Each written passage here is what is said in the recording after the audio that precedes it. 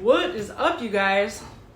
So today it is a Monday, October 14th, 2024, 11:38 a.m. and I want to show you my outfit that I'm wearing. First of all, check out my earrings. It's a clip, an earring. I already showed it to you guys on a video, but this is my pants. Let me walk back. It's very Bali, flowy. I got it from a street vendor, and it ties like it's like it has a ribbon on this back side where it ties in the back and then it ties in the front, so it's like kind of a wraparound pants type of thing, but it's very comfortable. And I got it because I'm pregnant and it like expands with your belly. And there's actually a lot of that here in Bali. There's a lot of clothing that expands with you as you get bigger and smaller, which is cool. I feel like if you're wanting to lose weight or you struggle with your body image, I feel like Bali is really good because it's really easy to become good looking. You're surrounded by really healthy foods, fruits, antioxidants, constantly stuff that makes you look beautiful. It makes you more beautiful, and like healthy stuff. And then you're surrounded by like very active culture. You're like in the sunlight a lot. You're like kind of outdoors, surrounded by outdoors culture. And also the lifestyle, I don't know how to say it. It's not really like, it's kind of like a one size fits all kind of lifestyle. I feel like it's not really like, you don't have to be super skinny and wearing high heels and stilettos and wearing like a really tight skirt that like has a zipper and it only fits like one size. You know, I feel like you go to the street or even like the stores. Like yesterday I went shopping with my friend, and like a lot of the clothing is very adjustable. Like a lot of the clothing that you see when you go out, it's one size fits all. That you can just wrap around stuff. You can tie it. Literally everything I'm wearing is one size fits all. I'm wearing a bathing suit, one size fits all. It just kind of grows with you. I thought there was someone in the background, but it was just my shadow. My shadow. And yesterday I was walking. Look at this scratch. It looks like a human scratch, doesn't it? But I was walking, and a giant tree branch just fell on my head, and it like went down, and it actually also scratched the inside of my boob. So that was really scary. And another thing I want to tell you guys is that I'm actually farther along in my pregnancy than we thought. So I'm actually about 14 weeks pregnant, which is 3.5 months, which means about a month more than I expected. So I thought I was 10 weeks. So about a month farther than we expected, which is crazy. Almost a month farther than we expected, because it was like 3.5 weeks farther than we expected. And that means that I'm already in my second trimester. And I've already been in my second trimester, and my belly is starting to pop out. So you can't see, but like, you can't really tell. And also I'm very tight, like my muscles are very tight. Like I've been active and I've been doing stuff and I've been like working out. And I'm actually missing my favorite workout, which is abs workout with my favorite workout person at our fitness club. But I got nervous like last minute because I know that she's gonna have to do like a million modifications for me today because my belly is popping out, and she's gonna get, I actually trust her the most with pregnancy because she had her own baby. Like she's already done it. She's already been pregnant as a fitness instructor, and she's been working out. She was working out her whole pregnancy, which makes me feel very confident. Like if you're a fitness instructor and you've been working out through your pregnancy, then you know you've kind of played around with your body. You know like what's good and what's not good. But I don't know, I just got nervous about like going in a group and whatever with a big bump. It's starting to be big. And I could see myself getting a little weird about certain groups with a bump because this is my first time. And I literally have never been pregnant before. Like, I've never been this pregnant. Like we heard our baby's heartbeat for the first time in that checkup. And I started crying because I couldn't believe that there's a baby inside of me. There's a human with a beating heart inside of me. And it can move. It can hear things now. It can feel things. That's crazy. It actually blows my mind. So, anyway, it feels really good to come back here and update you guys.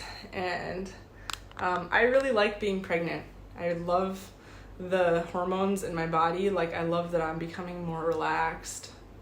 I mean, the whole pregnancy was like this, but like, I feel like I was kind of fighting with it the first few months. Like, I feel like I was kind of fighting because like my body wanted to, like, I just wanted to sleep the whole time. My body wanted to sleep and I was just always sweating. And I feel like I was fighting a lot with it because I don't want to sleep the whole time. I want to be productive. I want to do things. I want to like be useful in the world. But I mean, it was like kind of a mix. Like a part of me was like apathetic, like I don't want to. But I feel like the more the pregnancy goes farther along, the more I'm just becoming comfortable with like just leaning into it. Because really, the best thing that could happen to you is your body forces you to do what you need to do for your body, which is rest and relax and have fun. And I feel like the more I'm leaning into it, the more I become energetic too. Like, your body rewards you for taking care of it. It's not like a parasite. Like, the more your body is like the most wonderful thing that could ever happen to you. Like, the more you give it what it wants, the more it will give you what you want. I tweeted this the other day. I was tweeting that, so like, you separate yourself from your body, and you're like, there's my mind and there's my body. There's like this idea that we separate ourselves from our body, and we make our brain this thing that's like separate. Like, it's like, my brain makes decisions for my body, and like my brain has to control my body because my body has all these animalistic urges. It's like, ew, animalistic urges. And then my brain is like the one making the wise, logical decisions. But like, your brain is in your body, and also your brain is mostly body. Your brain is mostly nature. Like I said a million times on this channel, like, between 2 and 8% of you is consciousness. Like, the rest of your brain is completely acting unconsciously, the rest 90-something% of your brain, depending on who you are and how much of your like conscious brain you're accessing, 90-something% of your brain is working unconsciously. It's like, it's your lizard brain. It's doing things without your consent or without your approval or whatever you want to call it. Like, it's, and it should, because it would be like really stupid if you had to tell your brain if you had to manage everything, like tell your brain to beat your heart, to send signal to your heart that it should keep beating, or like that you should breathe. Like, these things happen naturally. It's like a parasympathetic process. So, and then a lot of your thoughts are also just automatic thoughts that your brain learned, because in order to save energy, to help you be more functional, it learned to automate many processes in your mind. So a lot of your thoughts are animal thoughts. They're automated thoughts. I shouldn't say animal. They're automatic thoughts, things that you just think, not because you're like consciously thinking about it. So it takes a long time to like bring a lot of these unconscious thoughts to light and think about them consciously. And when you have urges or thoughts or opinions, things that you feel like you can't control, that's because your brain has already automated those thoughts, feelings, urges, or it has pushed it down from your consciousness because you told it that you don't want to be thinking about it, because you pushed it out of your consciousness. So really what you should be doing, if you want to have more control over your body, even over your metabolism, you can control your metabolism. If you want to have control over like your body and your thoughts, your mind, you can really control everything. And it's not woo-woo. It's like, it's in your brain. It's happening in your brain. Like a lot of things that are in your life, dynamics that you have with other people, there's so much that you can control, but there's only so many hours in a day that you can spend to doing it. So really, like, what I'm learning, the more I'm going through this process of like self-development, healing, trying to become a healthier and less anxious person, where you can't go wrong is when you, instead of fighting with your body, you just allow your body to take over. With your conscious mind watching. So instead of saying like, a lot of guys do this, where a lot of guys have like sexual urges that they try to control, because a lot of guys tell themselves in their circles and their clubs, like they're like busy telling themselves like, sex is bad, my urges are bad, and like I should be. Women do this too with like a lot of our feelings, like, oh, everyone does this. Like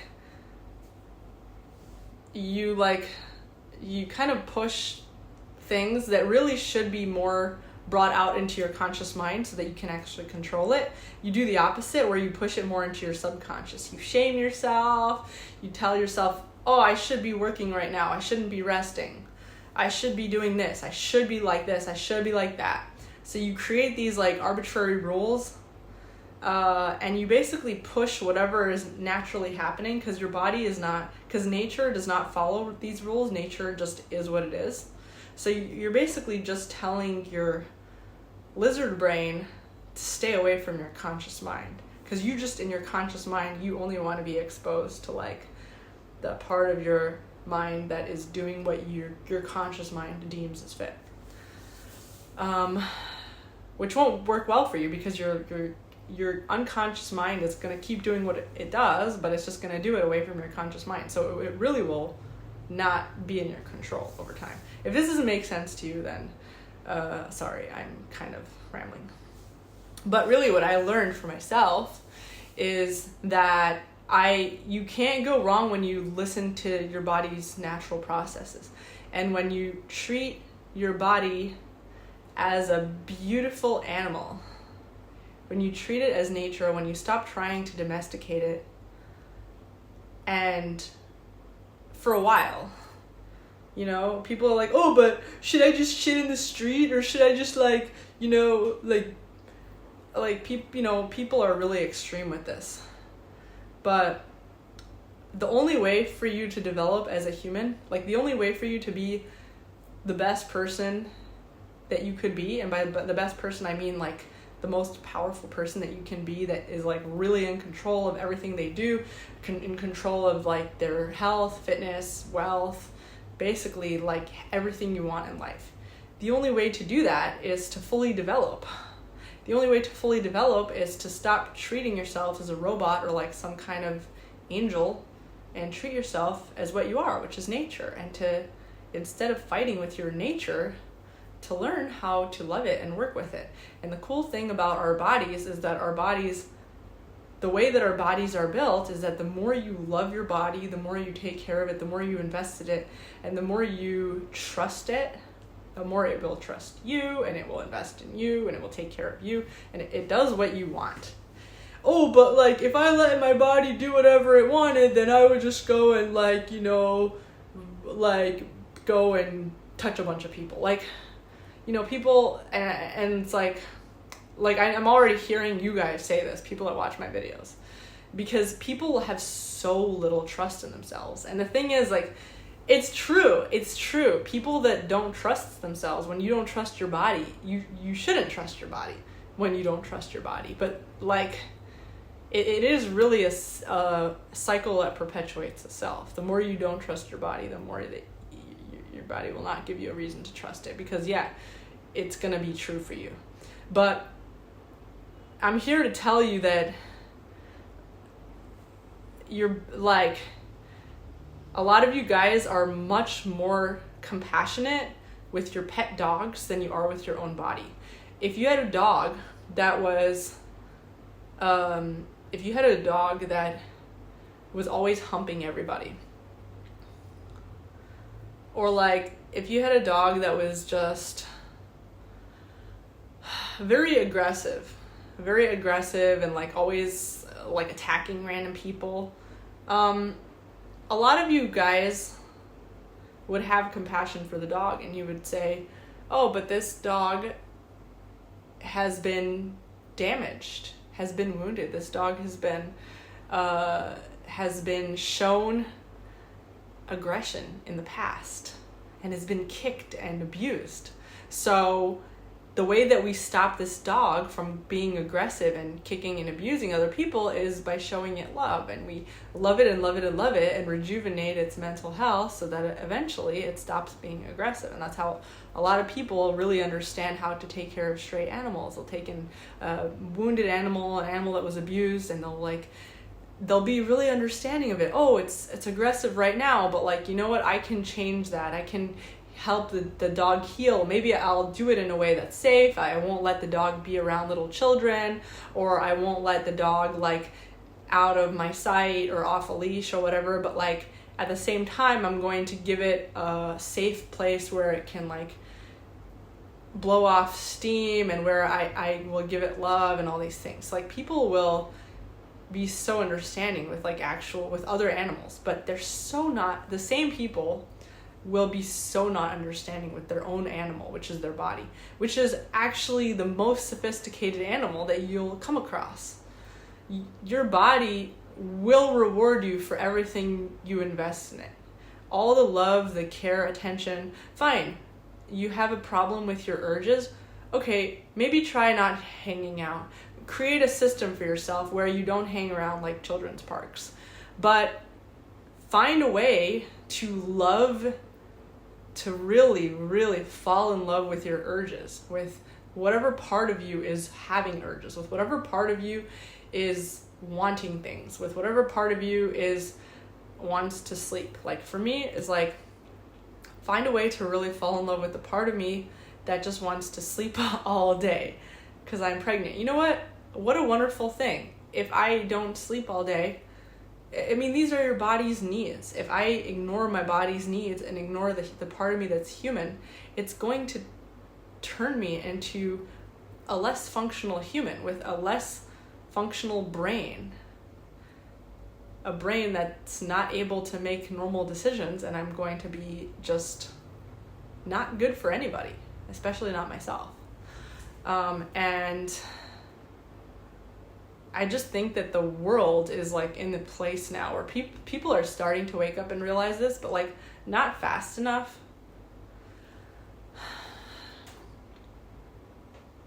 Here in Bali, people are very self-development oriented. And I feel like a lot of expats around the world generally are very self-development oriented and can understand what I'm about to say.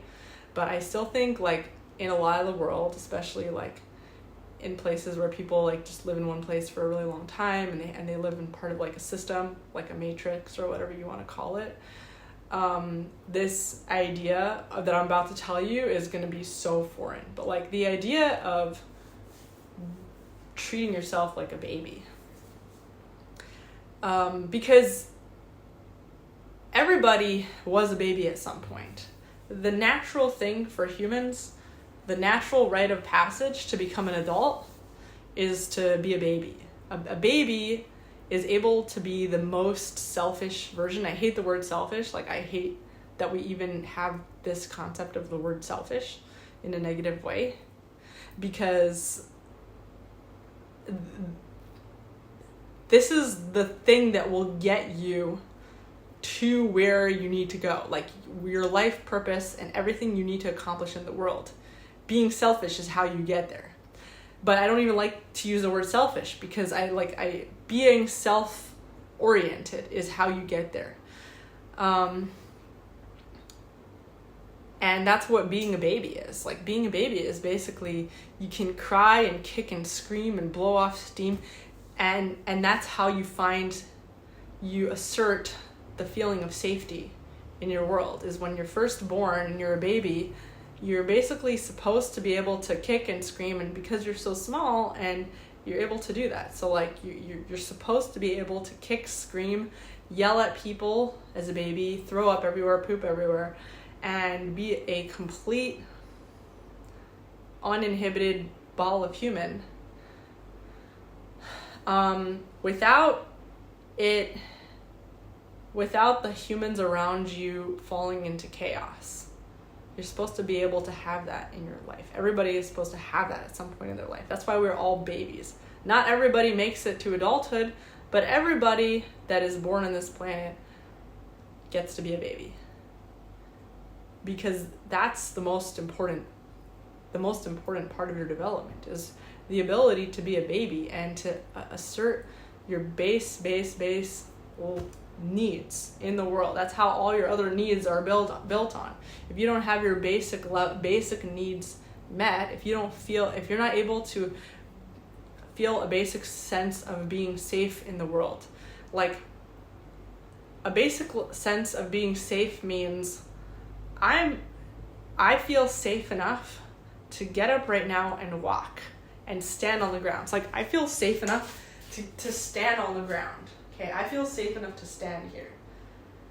Me doing this, and I'm not worried that the ground is going to like swallow me up or like shake or go crazy.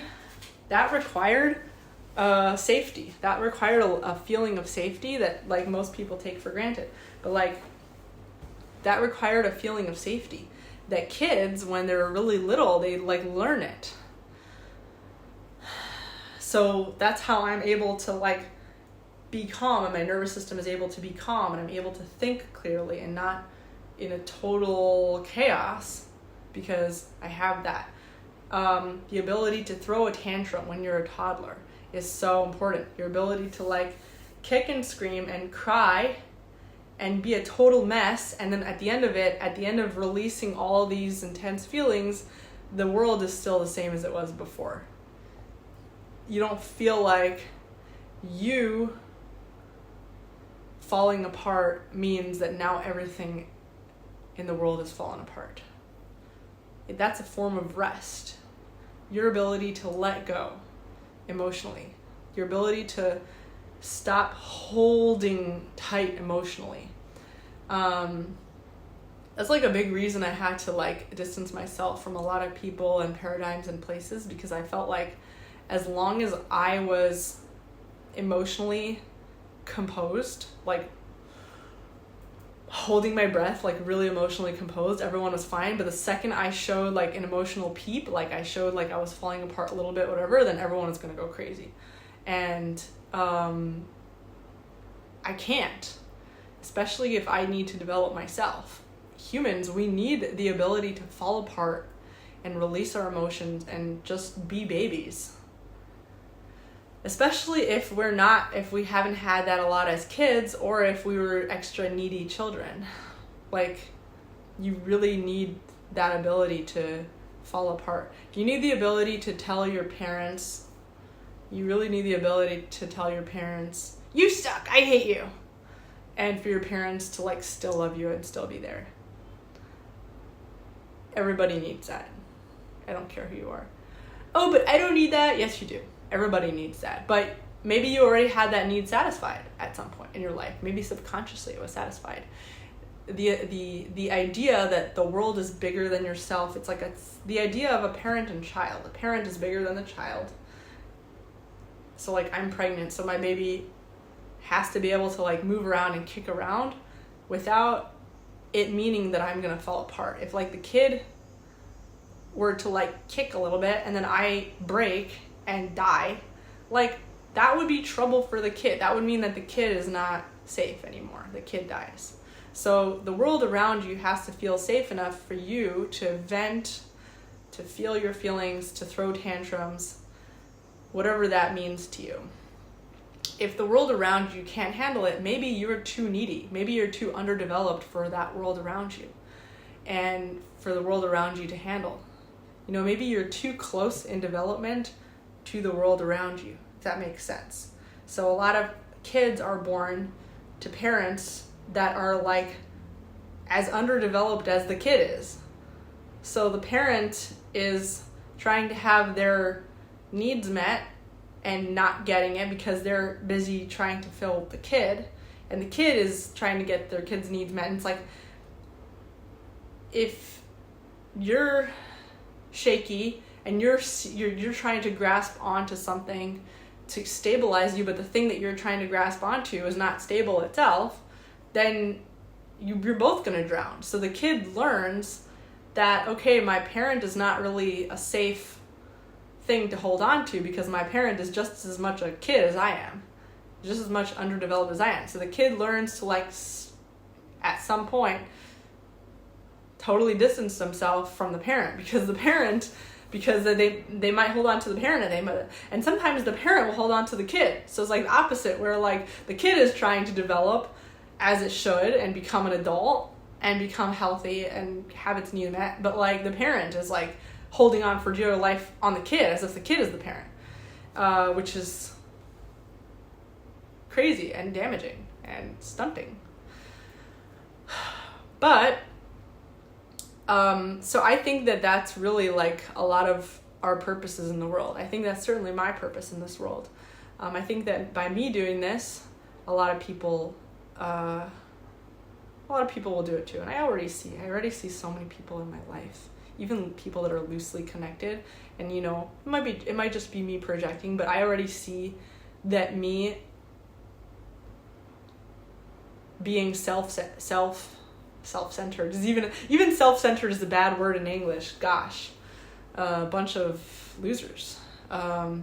Self-oriented. So I see that by me being self-oriented, I see a lot of other people in my life, and even the people that are loosely connected where I've like distanced myself, like a lot of people are becoming self-oriented too. And it's really good for them. It's really good for the world around them. It's good for me because I don't have to deal with your bullshit. It's good for everybody. It's good for everybody when that's how you mature, is by investing in yourself and by asserting yourself and by following your urges, following your body's natural boundaries. Anger is a natural boundary for your body. So your body becomes angry when it has had boundaries violated. When its boundaries were violated, that's where anger comes from. Anger is really important because it basically cements. Because, like, your body might say, this is my boundary, this is my boundary, this is my boundary. If you don't listen to it, then you're not going to listen to it. You're in a habit of not listening to your body's boundaries. Your body is saying it doesn't like something, and you're in a habit. So your body needs something forceful, a way to cement this boundary into your body, into your head. It has to make you disgusted with the thing that it doesn't want in order for you to listen, because otherwise you wouldn't be listening because you're so busy trying to suppress your body's natural needs. So anger is so valuable. Anger, disgust, all these, there's so many feelings that you could have are so valuable, and they help you. And by just getting in the habit of listening to them, pain is also really valuable. Pain is like, I have pain in my neck. Whenever I think too much, I get pain in my ears and my neck. It's been like this for a long time. But we've been healing a lot here actually in Bali. We've been getting massages. Today is actually massage day, so we're going to go get massages. We get massages usually about twice a week. And it's really cheap in Bali compared to anywhere else I've ever been in the world. So about $7 for a 1 hour amazing massage, which is like, I just haven't seen it like that anywhere in the world. So we're definitely taking advantage of that.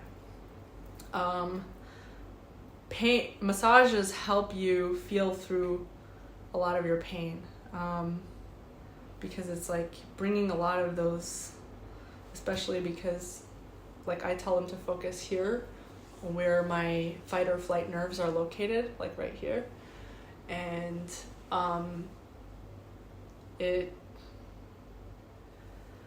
it does the opposite of what drugs do. Massages, it helps you feel and like really, really, really become in touch and feel through the feelings that are happening through your nerves. So when you get a massage and someone is like pressing on your nerves or on your fascia, on your muscles, on like pressing on your body so that you're like feeling things more, you're like feeling it more because of pressing on it. And that's just like, this is just one way that massages are different from drugs. So you're basically feeling through things. And with pain is not pain. Pain is actually just an illusion. Pain is a lot of signals coming through your nerves. So when you have like I said a million times, like if someone pushes here, you're just feeling a sensation. You're not feeling pain. But if someone pushes here really, really hard, and also like a bunch of other things happen here, like they take a knife and they push it. Like if someone like takes a needle and just touches here, you'll feel it, but it's not going to feel like pain. But if someone takes a knife, and so the knife is basically just a bigger needle, and does that, it's hitting a lot more pain points. Like it's hitting a lot more points for you to feel it. So actually pain is an illusion, and it's a lot of sensations happening at the same time. That's what pain is. And so the way that you reduce pain naturally, or the way that you reduce pain sustainably, is by actually feeling through all of it and finding a way to slow it all down, to break it down so that you and feel through every piece of it little by little. So like with pregnancy or like with giving birth, they talk a lot about like breath work and focusing on it instead of trying to separate yourself from it, all the sensations. And like drugs, that's what drugs does with drugs and medications. Instead of feeling through it, which is why, okay, I'm taking so many tangents here. I don't even know what I'm talking about. But so with drugs, you're basically completely separating yourself from the sensations. So what's happening is these sensations, they're a bunch of signals. They're trying to let you know something is happening. They're trying to be felt. Basically, these sensations are trying to be felt. And the drugs, like a lot of drugs, not all of them, but a lot of drugs, like opioids, for example, like a lot of drugs basically take a dam and they like completely shut off all access of the sensations to your brain. So what is happening is that these sensations, because they're not being felt, the way your body works is that your body tries to communicate with you even stronger. So these sensations actually become bigger and bigger and bigger. And they become like a bomb right under this dam that is really, really trying. So whereas if you had just tried to, and maybe some people try to slow it down, like with weed, with like marijuana, whatever, like or with breathing or yoga, or like people try to slow down the sensations where they actually still feel the sensations, but they feel it slowly or like focused in a more focused way. So that would not make the problem become bigger, because you're still feeling through everything. Or by training yourself in pain management naturally, by training your mind to become more comfortable and welcoming of pain. So actually the pain, over time, you learn how to not feel pain as badly, to feel it, but it's not going to feel like pain the way that it would if you fought with it. When you fight and resist with these sensations, either by fighting with it mentally or by drugs, you're basically causing these sensations to become bigger and bigger and bigger and explode. And then as soon as the drug wears off, it's like, boom, you're crazy. Or you develop health problems because these sensations don't have anywhere to go. They're signals that don't have anywhere to go. So that's one way that massages really help. they help you feel through a lot of your body's sensations, which, like we said, but your body and mind are not separate. Your mind is in your body, and your mind it's still nature. It's still 90-something% nature. So you're basically able to feel through these sensations and actually be present with them, and it makes the pain go away faster.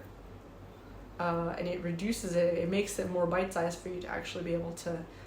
So it doesn't make it go away overnight. You're not going to necessarily feel better when you get a massage right away. In fact, a lot of people, I know a lot of people complain that when they get a massage, it actually makes the pain, whatever they're going through, it makes it worse. And they complain about that. And what they don't realize is like that means that the massage is working, because your goal is not to disconnect yourself from the pain. Your goal is to feel through the pain so that there is no more pain, because pain is really an illusion. It's a lot of sensations that need to be felt for your body's sake, for your health. And when you try to, so this is like one thing that is really wrong with modern medicine, is when people they treat their pain, their sensations in their body, they treat the signals, the communication from your body, as a nuisance instead of something that you should love and respect and invest in, because it will invest in you back. And that's how you will live an actually fun, enjoyable, fulfilling life long term. And your body won't fight with you, and it won't get you cancer, and it won't give you all kinds of health problems and anxiety problems and arthritis and autoimmune diseases and all these things. Because it's very sophisticated and it knows. So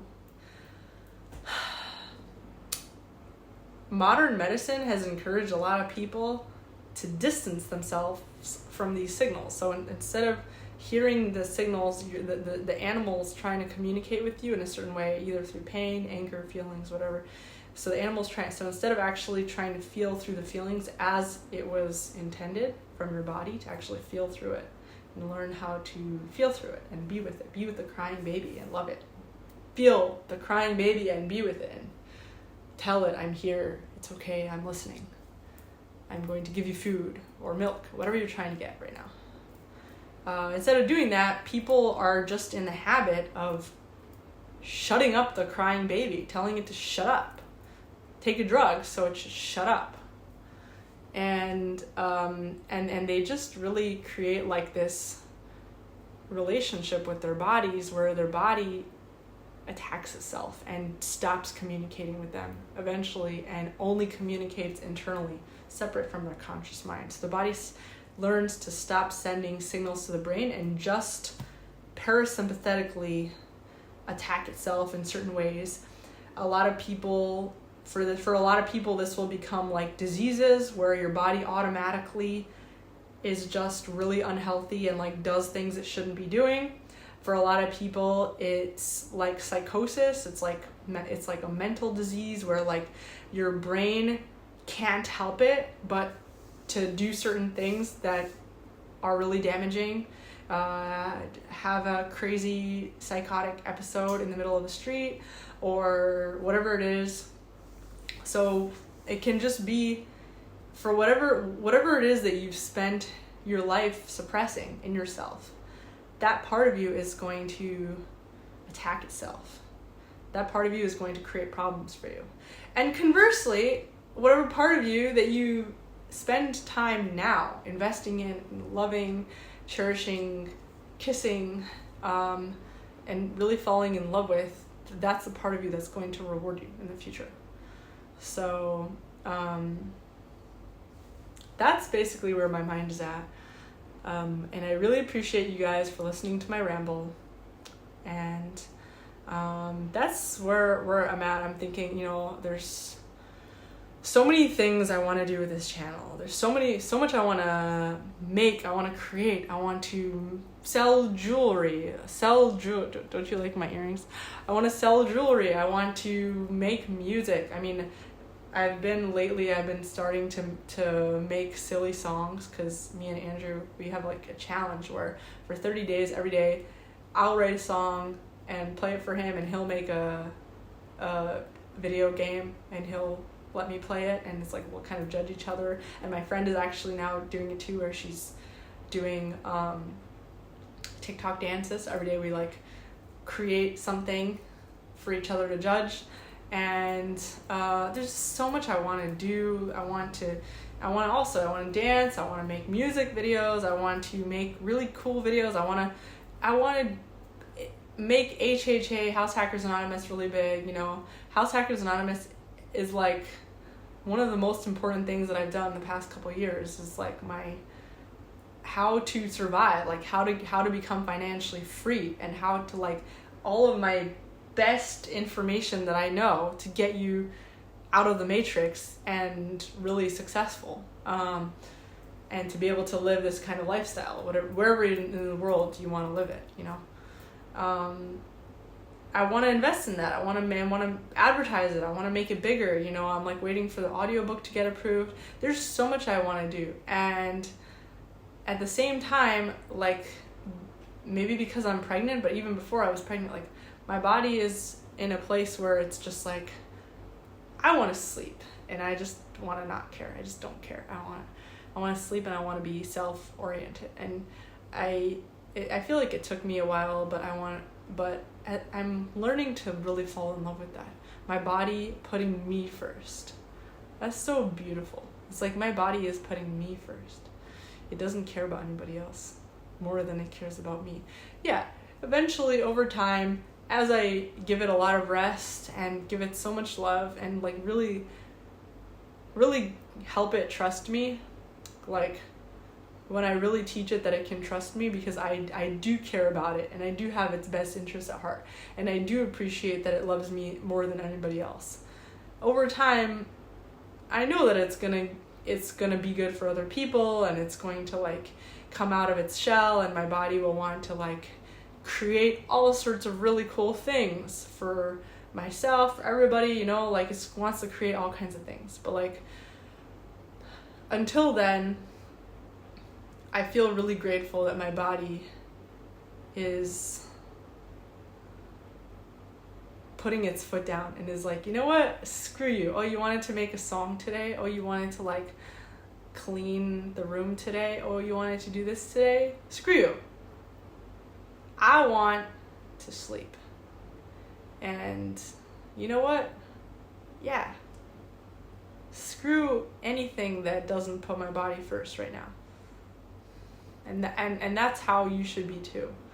And you know, if you're in a job that doesn't allow you to put your body first, if you're in a situation that doesn't, if you're in a city where the food is bad, like whatever it is, like, you know, maybe that requires a strategy to get out of it. And that's what my book is. That's like literally what I've been selling this whole time.